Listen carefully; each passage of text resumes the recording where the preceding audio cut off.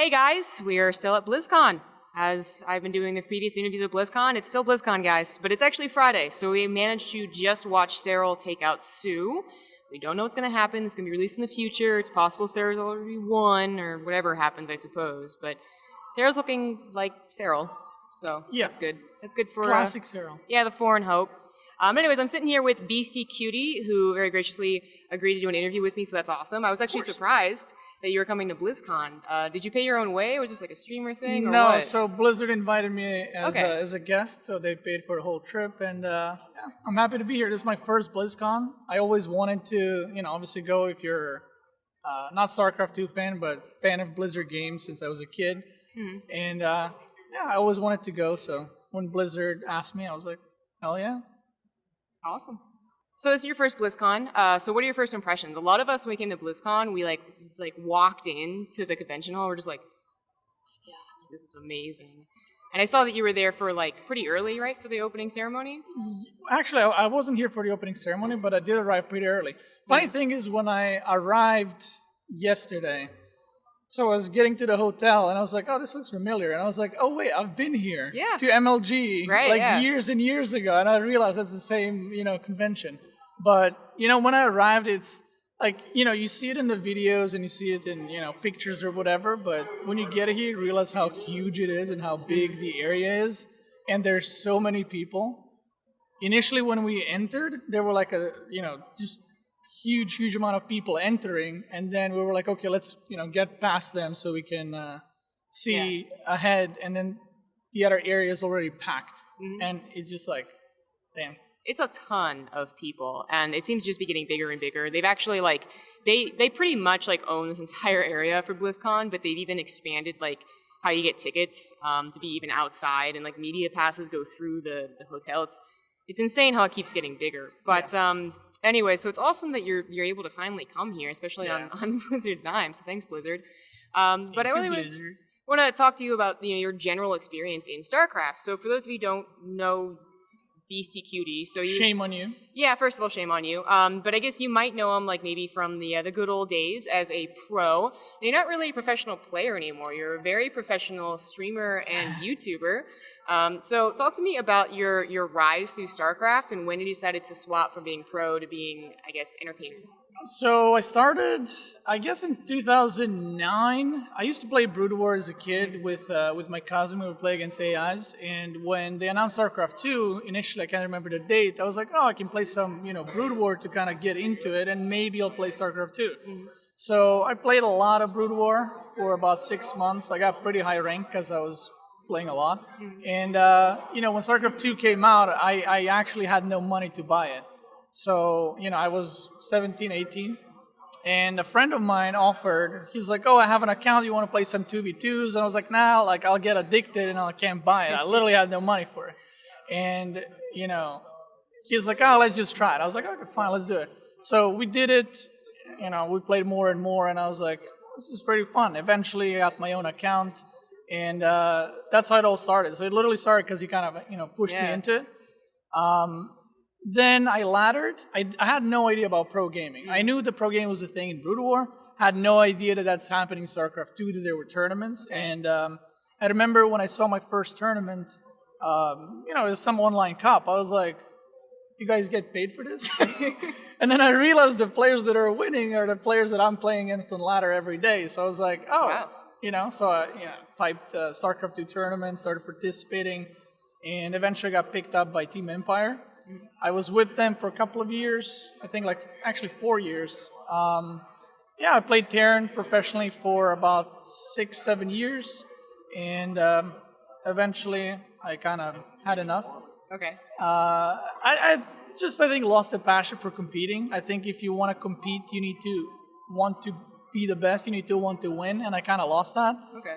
So for a bit, I was, worried, what am I going to do now? And my girlfriend actually suggested, maybe, why don't you try upload some, YouTube? And I was like, I have no idea how to do that. No one's going to watch that. I don't know how to do it. I can play games, but I suck at, life, basically. So she's like, oh, just try it. I was like, fine. So I upload, and it goes kind of okay. and it kind of interests me. I go more and more into it. I started learning editing and all the things about YouTube, which I'm sure you know about. I started doing YouTube for about a year, 14 hours a day. Every single day I was editing my videos, making content, how can I improve everything and stuff like that. And I kind of got really into it, and I was like, okay, this is a possibility, something that I can do. Went full-time streaming, no more competing since 2016, I think. Or maybe 2016, I think, mid. Okay. And since then, I've been uploading literally every single day, and it's way more relaxing. I mean, I love it way more. You're not stuck to, practicing same build for like 8 hours a day. You have freedom. I switched to random because I can play all 3 races, and it's kind of like never-ending fun. Whenever you get bored of one race, you can just play another race a little bit, try something new, and pretty much it. Yeah. And now we're here. Yeah. Now, well, see, the thing is, like, now you're really, you're quite a huge YouTuber. Your stream also does very well whenever I see it. I always check the Team Liquid sidebars. That's how I check it out. But your YouTube was especially impressive, and you said that you came from just basically no knowledge whatsoever of how to do this. Absolutely none. Were you just looking at other StarCraft 2 media, or were you looking at YouTube in general to learn? So I did a little bit of both. I tried to understand, why videos go viral in the first place. Like what makes a viral video, whether it's, outside of gaming or in gaming. I also took a lot of, effort to check other channels, not only StarCraft 2 like Locos and Winters, but I looked at other RTS games like Age of Empires, top YouTubers, Warcraft 3, any RTS I could think of, or even other games, like what stands them out, what's their intro, what's their outro, what's their content, what are their titles, what are their thumbnails, if you look at their top videos, why are they top videos? And I did a lot of thinking, kind of like what I want to do, did a lot of testing, especially the first year. I did a lot of testing with my content to kind of figure out where I fit in all of that. Because the one thing that I think everyone that's doing streaming or YouTube, you're going to have your own thing. And I didn't know what that was. So I was just kind of experimenting back and forth. Did a little bit of casting, a little bit of guides, analysis, gameplay, silly like series or challenges. And, at this point, I kind of figure out what works for me, what people, enjoy watching. So I just kind of stuck with that. Okay. So what would you say your brand is then? I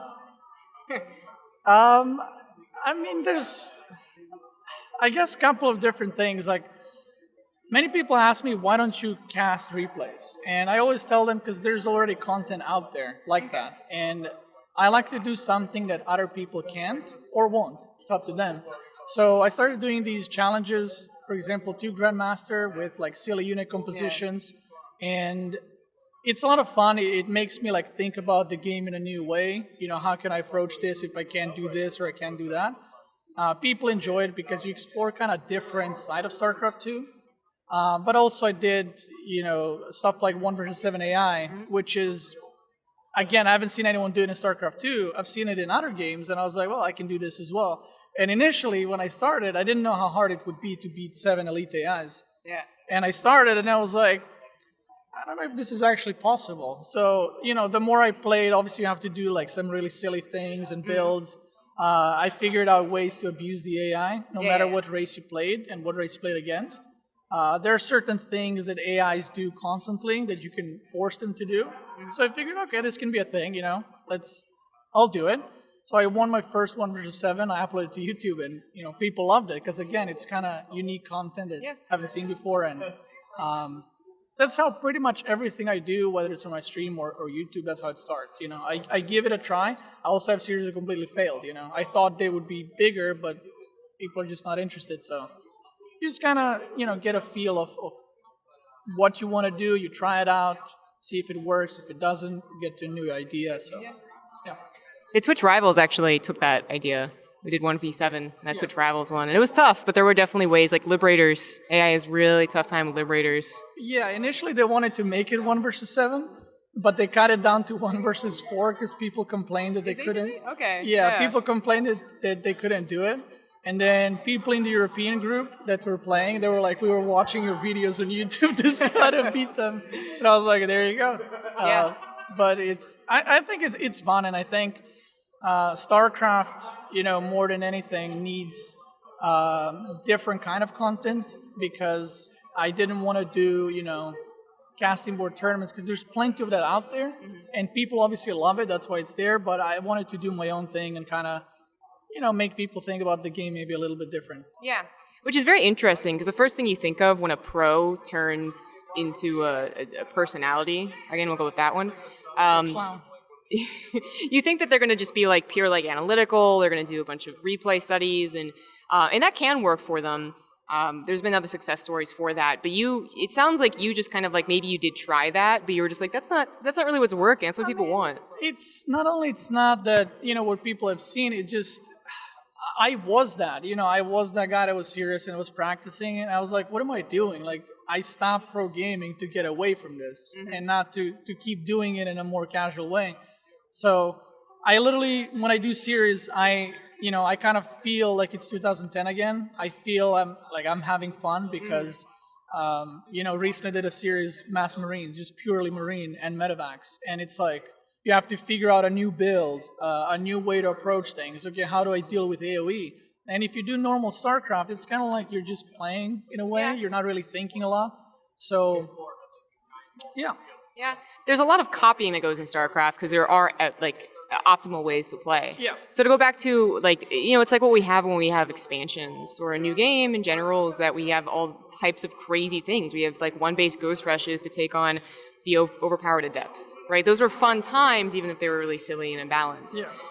So you bringing back that actually is really cool, and I think that you might be one of the unique ones who actually realized that was missing. I mean, obviously we have our casual YouTubers and streamers, but I actually never knew that this is the, I guess, perspective you were taking this from. So that's really interesting to learn. Yeah, I think it's important. And again, in my opinion, if you're doing YouTube or streaming and you want to kind of get up there and you want to be successful, whether it's, in other games having millions of views or in StarCraft having lower amounts of views, you have to do what you like and what you have fun with. And to me, that was, that's fun. It's kind of like relearning the game, and the stream kind of adapted to it.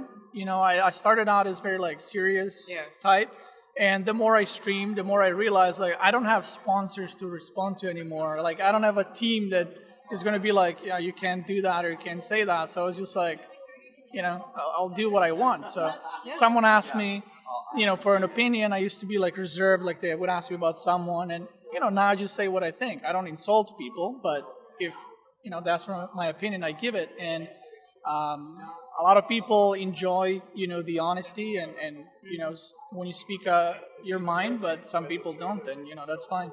That's why I always say, like, whenever someone comes to my stream and they're like, I don't like when you do this, and I'm like, thank you for watching so far, but there are other streamers out there that you can check out, and that's it. It's true. We have kind of the whole smorgasbord of streamers already available. Yeah, I mean, there's something for everyone.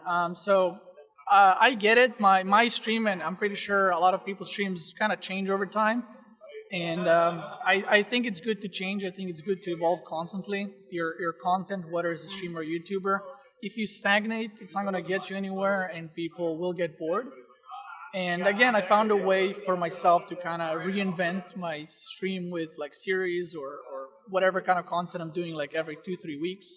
So not only I'm having fun, the people watching have fun, because you probably know when you watch streams, if you see someone, it's like, you're not going to really watch, but if they're having fun, it kind of reflects on you, and then you enjoy it as well even more. So, that's pretty much it.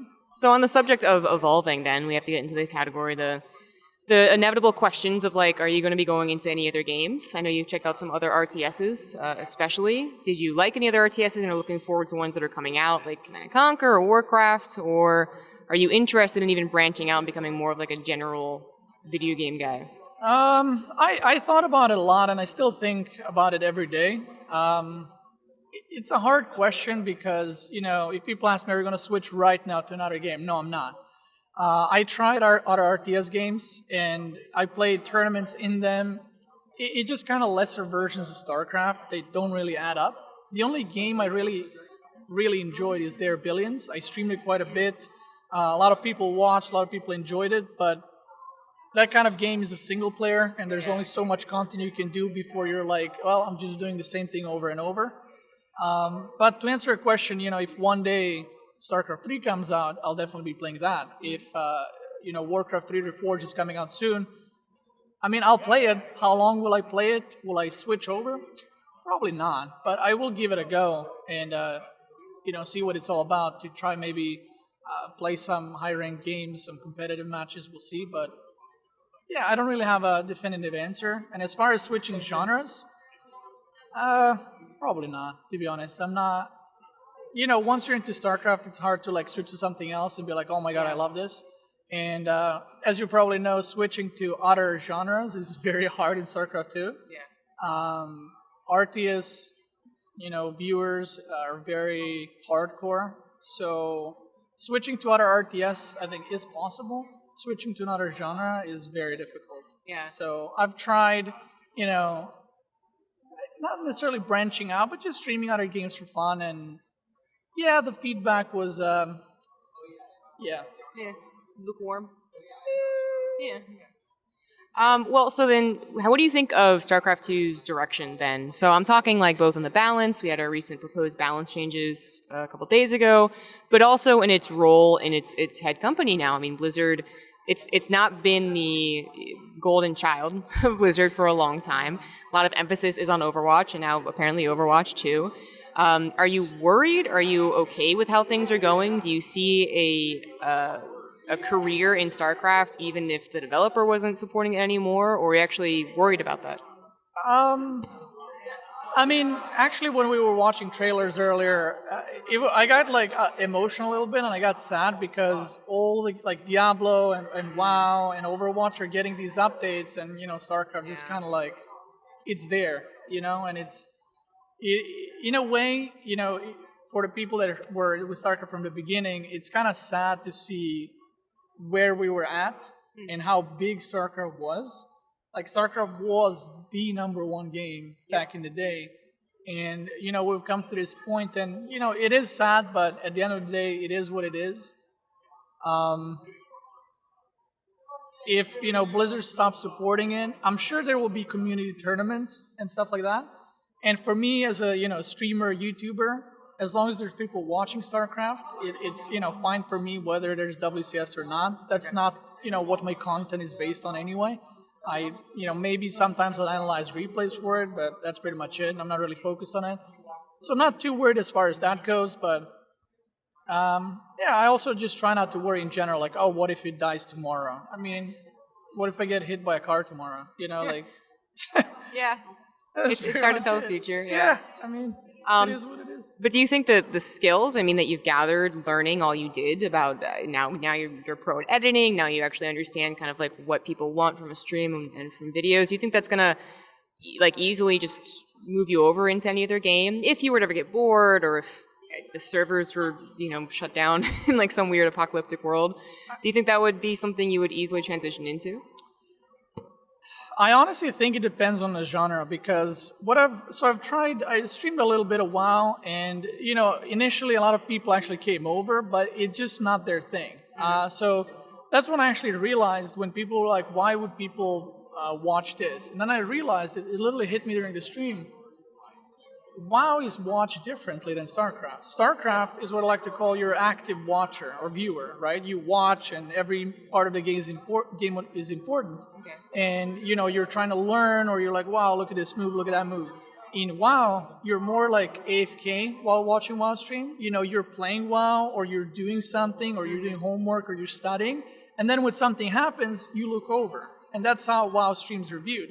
So I think, depending on the game, the communities are different, and the ways you stream games are different. So I think if I was streaming a more strategic kind of game, I think I would be able to kind of switch into it, because that's it would be closer to StarCraft. But I think if I switched over to an FPS, that would be kind of completely different, because you wouldn't have these moments where you're explaining what you could have done better. It's an FPS, you just shoot, lol. Just shoot better next time, kind of thing. Yes. You're not gonna be like, oh yeah, next time I'm gonna go 7 degrees angle down. Like, nobody does that. They just kind of play over and over, and then scream "Suka Bliat" on, voice and stuff like that. So it's like, it's completely different. But I mean, hopefully it doesn't come to that. But if it does, I'll probably again go into like some kind of strategy side rather than battle royale and stuff like that. Yeah. So I'm correct to assume that you wouldn't be interested in like hosting or casting? I thought about it a lot. So I'm not one of those people. It's like, oh my god, I wonder who's gonna win. I don't have it in me. Like that's just not who I am. So if a game is over, like I'll just say like this guy's dead. Like he's dead. So gamer. yeah, I got that mindset. And when you watch a game, it's like if I see a guy's down 30 supply and behind tech, I'm not gonna be like, can he come back? It's like, no, he can't. He's dead. Like, unless the guy goes AFK, he's super dead. So I think like maybe analysis, where kind of point out the important moments and stuff like that. Yeah. But casting, big stage, probably not. I don't mind like casting here and there online, where it's like kind of a little bit more relaxed. But yeah, that super serious stuff, maybe not for me. Yeah. Okay. Well, I know for a fact that you've thought a lot about like game design, what makes a fun game. We literally were talking about that actually when we were in the media room with the Muslim, talking about RTSs and like what makes StarCraft good, what makes other RTSs good. I don't want to go too deeply into that because that could probably take us 30 minutes in and of itself. But when I was talking, with you guys, it really seemed like you have a mind for potentially game design.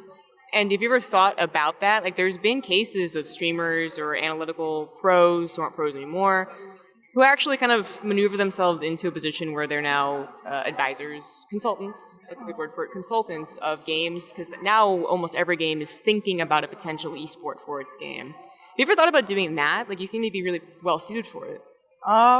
Yeah, I did. I actually thought about it a lot, how I would, if I were to make StarCraft 3, literally if they gave me the option what to do, I thought about it a lot, what I would do, and I do have a lot of ideas that you can kind of build upon StarCraft 2, not necessarily just replace it, not necessarily, do the same thing, but you can do it in different ways to kind of supplement what the game is lacking as far as like, one of the ideas that I had, again, to not go too detailed, is I'm not sure if you play Company of Heroes.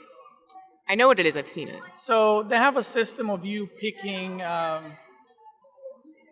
maybe that's a bad example, but basically there's like games where you pick a commander, and it's kind of like co-op, right? But it's for multiplayer. So you wouldn't have, one commander where it's like, oh, he's so strong for bio, because that makes it kind of silly. Like, you would know that guy's going for that. Right. But you can make, a commander A where his Marines have +5 health, but minus 0.1 attack speed, and siege tanks have 1 extra range, but maybe minus 5 damage. So that you have a lot of these choices pre-game that you can pick based on the map, based on your opponent, whatever, and it just kind of adds variety. But this is something you would have to be very careful with so that doesn't break the balance and the one thing is just better. So it wouldn't be, what I was thinking, it wouldn't be this is better than this, it's this is different than this, and I would use this against specific thing instead of, oh, well, my Marine does +10 damage, so I'll just get that every single game. And I think to kind of put that on top of StarCraft 2 was one of the first ideas that popped in my mind, because it kind of also gives players the opportunity to play differently based on their play style. For example, Gumiho obviously has his play style. And these kinds of commander picks, or whatever you want to call them, generals, doesn't matter, would kind of allow for that creativity. Maybe a different commander has a different upgrade. That Medevac, instead of healing as much as it does, the beam is split into 2, but it heals like 60% less. Yeah. So it's an option. It's not which one's better. They're both good, but which one do you want, depending on how you want to engage units. Yeah. And I thought about a lot, what I would do, and maybe one day I'll do that, but right now nothing in mind. I'm just kind of focusing on YouTube. Yeah, which is absolutely fair, but it'd be really cool if someone was like, hey, I would love to make an esports focused, game. Not that they expect it to be like billions and billions of dollars, but it's actually like call on people who have these great ideas. And it certainly sounds like you're also like what is your? It sounds like it, but I'll just let you answer this. What is your philosophy for the whole like balance versus like fun mechanics of esports? I mean, as a pro player, I was always up for balance. I always wanted balanced maps, and you know, you're biased, right? You're a pro player. You don't want to play on garbage maps. You don't want to play against stupid things that don't make sense. But you know, now that I'm not doing that, you kind of get a different picture, and you realize, you know, maybe I was wrong. You get a different picture of, yes, balance is great, but game design is much more important. And I think that StarCraft 2 started off really well as far as game design goes. And I think down the line it's just kind of streamlined into no fun, as I like to call it. I think that personally Terran, as far as game design / fun, suffered the most. I remember when they nerfed 3-Rex Reaper. I was fine with it. Yeah, you know, it should have been nerfed, but they removed it from the game, basically. It's not really a thing anymore, right? So I think there were a lot of things like this for Terran where it gets so nerfed, it doesn't matter about the balance. The playstyle gets removed from the game. And I think that's the big problem in StarCraft 2. I actually analyzed or checked out on my stream the recent changes. And so they released the first set, which were extremely disappointing. I completely disagree with all of them, except the one that I suggested to Blizzard months ago, which was to have the Raven disable cost 75 energy because it was making TVT completely stupid. And they did that. I don't know if they listened to me, but I was you know, talking about this for a very long time. And then in the second one, I feel like they took a different approach, and they went from, oh, let's see what's balanced, to like, oh, let's add new abilities. So they changed Zealot Charge. Yeah. There was another thing. Oh, the Infested Terrans got removed. Thank God. I mean, hopefully it goes through. And again, it's not about balance. When I saw that, I got excited about the game. I was like, this makes me want to log in and try out the Zealots. When they did the previous patch where they reduced the unload speed of the Nidus by 0.15, I don't care. Like, I'm gonna host a game and make a Nidus and unload. Be like, whoa, it's great. Nobody cares, you know. Or if you give a Vikings +5 health. By the way, please stop doing that. Like, it's the worst change in the game. Buffing units' health up and down is terrible for the game, and it's just meaningless. So anyway, I think StarCraft 2 needs changes. Like big ones. And yes, they're going to be imbalanced. StarCraft's imbalanced right now, as you can probably see, for the whole year. But at least we can have more fun while it's, you know, imbalanced. Yeah. So I think that's what's important. That's what's important for casual people to play. And it's part of these, like, the series that I'm doing kind of like my own units and my own play styles. And that's bringing the fun, and that's why I think people love it, because it's different. And I tested the new Zealot, for example. Is it good? I mean, it's probably worse than the current Zealot, but it's new, and it's different. And, you know, it made me think, oh, how can this be used? How can they change it to make it better? They removed Infested Terrans, which I think are terrible for the game, and I've been, you know, talking about this for literally years, that free units have no place in RTS games. Or if they do, Infested Terran should do like 3 damage or 5 damage because it's a free unit, and not, you know, more damage than a Hydra in the change they suggested. I was just like, you know, and whoever says energy is not free, you're wrong. It's free. I mean, it's not free if you're on 100 supply and you got 2 Infestors, but if you got 30 Infestors and you're maxed out with 10k bank, they're very free. So I think that's what StarCraft 2 needs. You know, the same thing when I have friends that don't play StarCraft, but when they see these changes, they log in and they try them out, you know? Are they going to keep playing? I mean, I don't know, but they log in. I never heard my friends say, whoa, Vikings +5 health, let me see how that feels like against Fungal and Parasitic Bomb. Nobody cares, you know? So, yeah, probably the saddest moment for me was when they completely nerfed Raven. The Seeker with Missile and stuff? PDD and Seeker Missile. Again, I do think Seeker Missile obviously was, you know, too strong. 120 damage was it? 25? But I think there are ways to go around it. And there are ways to nerf things without removing them from the game. And one of the simplest changes that Blizzard could have done is make the Seeker missile exactly the same, 2-second cast time, except when it hits, it deals damage over 10 seconds, and they cannot stack. Okay. And that's a nerf, right? But it doesn't remove it from the game. Ravens would still be used, you would still have splash, it just wouldn't be, 5 Seeker missiles and whole army blows up. And, when they went with those changes, I felt like, for those who know me, a big part of my play was late game. And when you get your AoE removed from the late game, you're kind of like, yeah. And I think that Blizzard has been doing a lot of that in the recent years for the sacrifice of balance, which I personally think is the wrong way to go about it.